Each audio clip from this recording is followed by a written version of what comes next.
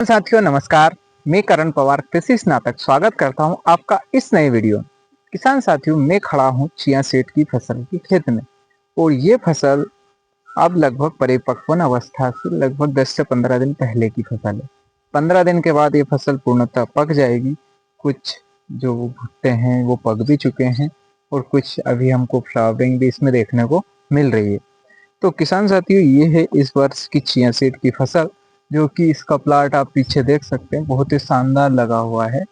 और इस वर्ष जो मुख्य समस्या आई है चिया सीड की फसल में, वह सबसे पहले आई थी खरपतवार नाशी दवाइयों के चक्कर में, जिसमें बहुत सारे किसानों को चिया सीड की फसल खराब हुई थी।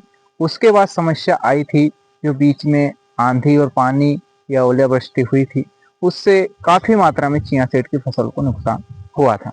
लेकिन जो हमारे एरिया है खातेगांव नसरुल्लागंज तहसील या देवास जिले का जो एरिया है, उसमें कोई ओलावृष्टि या बारिश की समस्या इस बार देखने को नहीं मिली थी। लेकिन फिर भी क्योंकि किसानों ने बहुत ज़्यादा मात्रा में उर्वरकों का प्रयोग करा, यूरिया इसके अलावा डीएपी मिक्स करके दो बार, किसी ने एक बार किसी ने 2 बार फसल में डाला, जिसकी वजह से फसल की हाइट काफ़ी ज़्यादा बढ़ गई। और एक समस्या और थी बीज दर की। बीज दर भी बहुत ज़्यादा मात्रा में किसानों ने रखी, जिसके कारण फसल नीचे गिर गई ज़मीन पर और काफ़ी मात्रा में उसमें नुकसान हमको देखने को मिल रहा है। अब नीचे गिर गई ठीक है, लेकिन एक समस्या और आई कि पेड़ पतले थे, जिससे नीचे गिरने से पेड़ टूट गए और जो फ्लावरिंग वाली जो भुट्टे तक मिनरल जो पहुंचते हैं जाइलम या फ्लोएम के द्वारा, वो भी अवरुद्ध हो गए, जिससे कि पौधा पूरा उमस गया, जिसमें कि कोई दाना हमको देखने को नहीं मिला।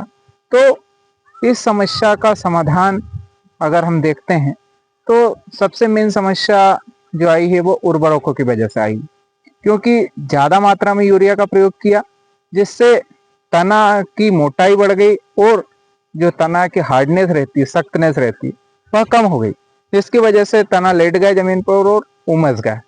तो अगर आप यूरिया का प्रयोग वैसे तो बहुत कम मात्रा में करना ही नहीं चाहिए, लेकिन अगर आप कर रहे हो तो 25 किलो प्रति एकड़ से ज़्यादा यूरिया का प्रयोग हमको चिया सीड की फसल में नहीं करना है। दूसरी समस्या आती है जो पीजीआर प्लांट ग्रोथ रेगुलेटर है। छोटी अवस्था में अगर आप पीजीआर का प्रयोग चिया सीड की फसल में करते हो तो बहुत इफेक्टिव या प्रभावशाली रहता है, जिससे चिया सीड जो रहता है उसकी ब्रांचिंग अच्छी होती है और जो हाइट रहती है, तने की जो हाइट रहती है वो मेंटेन रहती है। उससे बहुत सारे किसानों ने या ना के बराबर किसानों ने इस पीजीआर का प्रयोग किसी ने भी लगभग नहीं किया था, जिसकी वजह से भी किसानों की फसल जमीन पर लेट गई और बहुत सारा नुकसान किसानों को चिया सीड की फसल में झेलना पड़ रहा है। दूसरी समस्या थी खरपतवारनाशी दवाइयों की।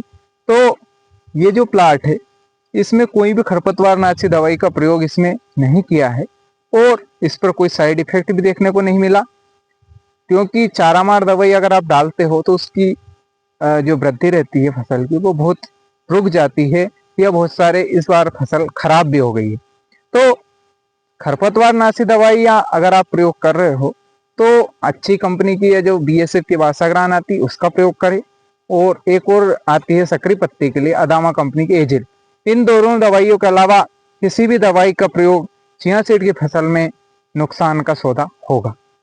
तो आज की बात इसी टॉपिक पर थी कि इस बार बहुत सारे किसानों ने चिया सीड की फसल में घाटा खाया है। अगली बार ऐसी समस्या ना आए, इसके लिए इन 2-3 चीज़ों का ध्यान अवश्य रखना है, ताकि फसल बहुत अच्छी मिले और ज़्यादा से ज़्यादा फायदा हमारे किसान भाइयों को मिल सके। तो आशा करता हूं कि आपको आज की जानकारी पसंद आई होगी और हमारा वीडियो अच्छा लगा होगा।